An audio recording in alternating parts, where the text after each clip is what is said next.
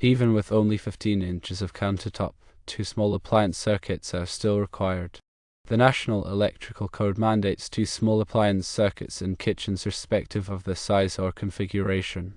This requirement is not contingent on the number of appliances concurrently in use, but rather on the potential for multiple appliances to operate simultaneously. Consider a small kitchen with limited countertop space. Several appliances such as a coffee maker, toaster, and microwave could all be running at the same time. Plugging all these appliances into a single circuit could lead to an overload, increasing the risk of a fire. Distributing the electrical load across 2 small appliance circuits mitigates this risk. Firstly, understand the purpose of small appliance branch circuits. These circuits are dedicated to serving countertop receptacles in the kitchen, designed to handle the load from multiple small appliances. Secondly, the NEC specifies these requirements in Article 210.11. The specific section within this article dictates the number and type of branch circuits required for dwelling units, including the kitchen. Thirdly, the rationale behind this requirement is rooted in safety and convenience. Overloading a single circuit can cause the circuit breaker to trip, disrupting power and potentially damaging appliances. By providing 2 dedicated circuits, the NEC aims to prevent such overloads and ensure a reliable power supply. Fourthly, the NEC defines a small appliance branch circuit as a 20-amp circuit. This means that each of the 2 required circuits must be capable of delivering 20 amps at 120 volts. Fifthly, the receptacles served by these small appliance branch circuits must also be rated for 20 amps. Standard duplex receptacles are typically rated for 15 amps or 20 amps, so it is crucial to ensure that the correct type of receptacle is installed. Sixthly, these small appliance branch circuits are not permitted to serve other outlets outside of the kitchen area. This restriction ensures that the circuits are dedicated solely to kitchen appliances, preventing them from being overloaded by other devices. Seventhly, the NEC also specifies requirements for ground fault circuit interrupter protection, or GFCI protection, for receptacles serving countertop surfaces in kitchens. GFCI protection is designed to protect against electric shock by detecting ground faults and immediately interrupting the circuit. Eighthly, it is important to consult the specific edition of the NEC that is in effect in your jurisdiction. Electrical codes are updated periodically, so it is crucial to ensure that you are following the most current requirements. Ninthly, when wiring the small appliance branch circuits, it is essential to use the correct size and type of wire. The NEC specifies minimum wire sizes for different ampacities, and it is crucial to follow these requirements to prevent overheating and fire hazards. Tenthly, remember to properly terminate all wiring connections. Loose or poorly terminated connections can create resistance, which can lead to overheating and fire hazards. When connecting wires to receptacles and circuit breakers, ensure that the connections are tight and secure. 11thly, do not overload extension cords. Extension cords are not intended to be used as permanent wiring solutions, and they can easily become overloaded if too many appliances are plugged into them. 12thly, consider using a power strip with built-in overload protection. Power strips can provide additional outlets, but it is important to choose one that is rated for the appropriate amperage and that includes overload protection. 13thly, regularly inspect your electrical system for any signs of damage or wear. Look for cracked or damaged receptacles, frayed wiring, and loose connections. If you notice any problems, have them repaired immediately by a qualified electrician. 14thly, if you are unsure about any aspect of electrical wiring, always consult a qualified electrician.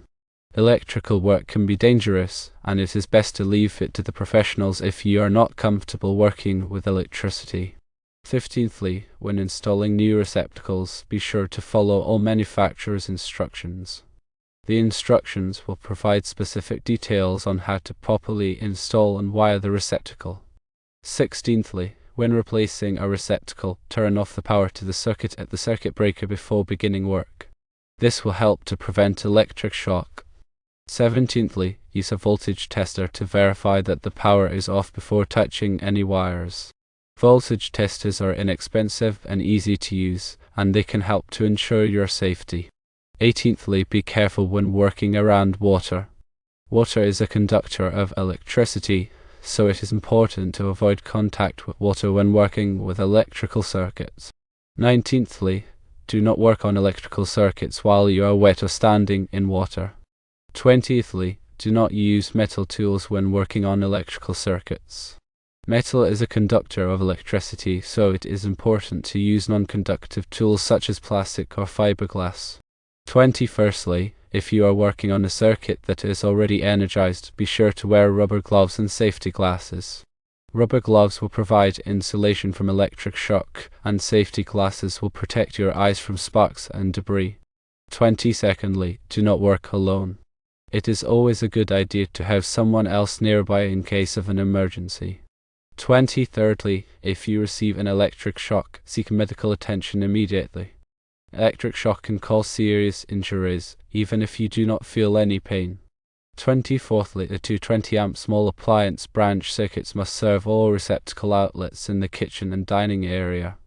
25thly, if the kitchen or dining area is served by more than one small appliance branch circuit, the receptacles on those circuits must be arranged so that each circuit serves only the receptacle outlets on one countertop or work surface.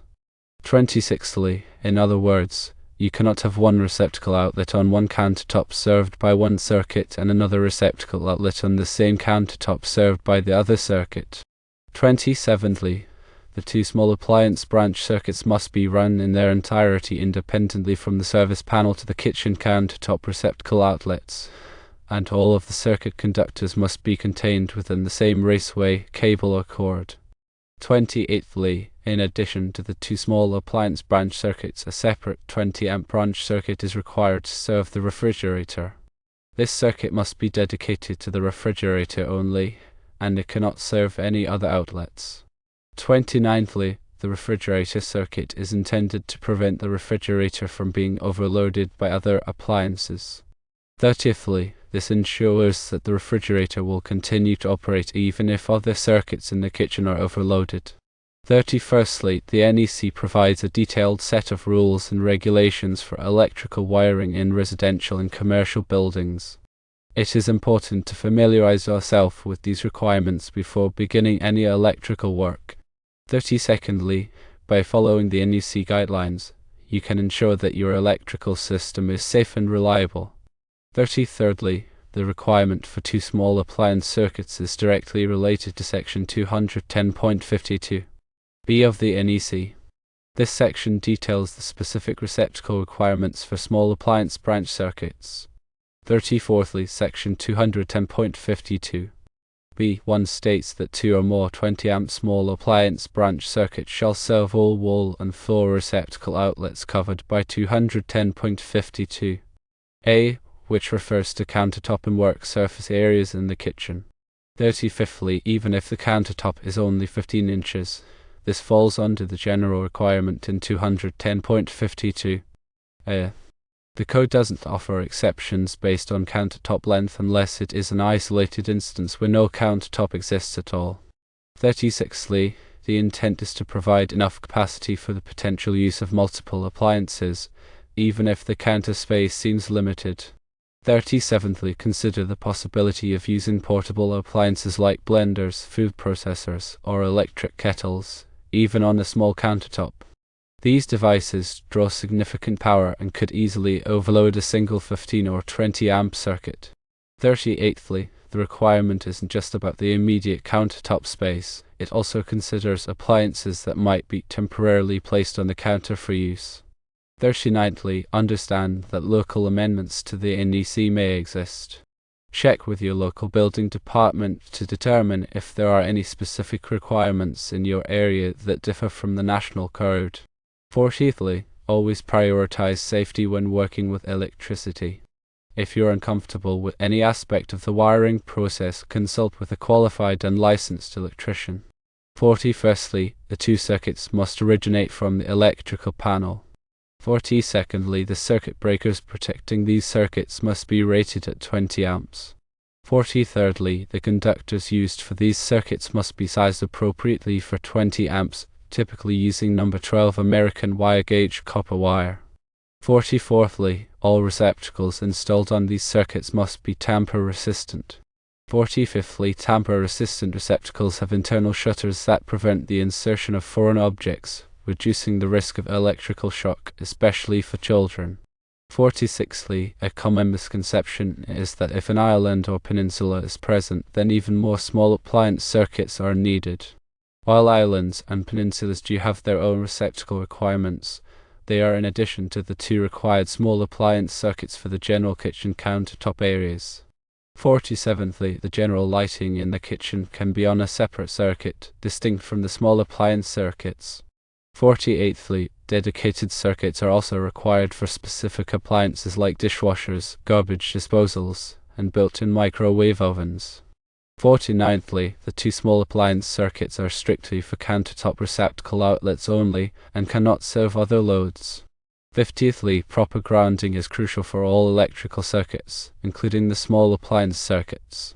Ensure that all receptacles and electrical boxes are properly grounded to provide a path for fault current and minimize the risk of electric shock. 51stly, you could use arc fault circuit interrupter protection or FSI protection on the small appliance circuits, depending on local code requirements. FSI protection is designed to detect arc faults, which are dangerous electrical conditions that can lead to fires. 52ndly, an arc fault is an unintended electrical discharge. 53rdly, there are generally two types of FSIs, branch/feeder and outlet. 54thly, the purpose of the NEC is to establish minimum requirements for electrical installations. 55thly, the two small appliance circuits are just one aspect of a comprehensive set of safety standards. 56thly, failure to comply with the NEC can result in fines and penalties. 57thly, it is important to ensure that all electrical work is performed by a qualified and licensed electrician who is familiar with the NEC requirement. 58thly, consider the long-term needs of the kitchen. Even if the current countertop space is limited, there may be future plans to expand the kitchen or add more appliances. Having two small appliance circuits will provide more flexibility and capacity for future electrical needs. 59thly, the presence of only 15 inches of countertop does not negate the requirement for two small appliance circuits. 60thly, this is to ensure safety and avoid overloading.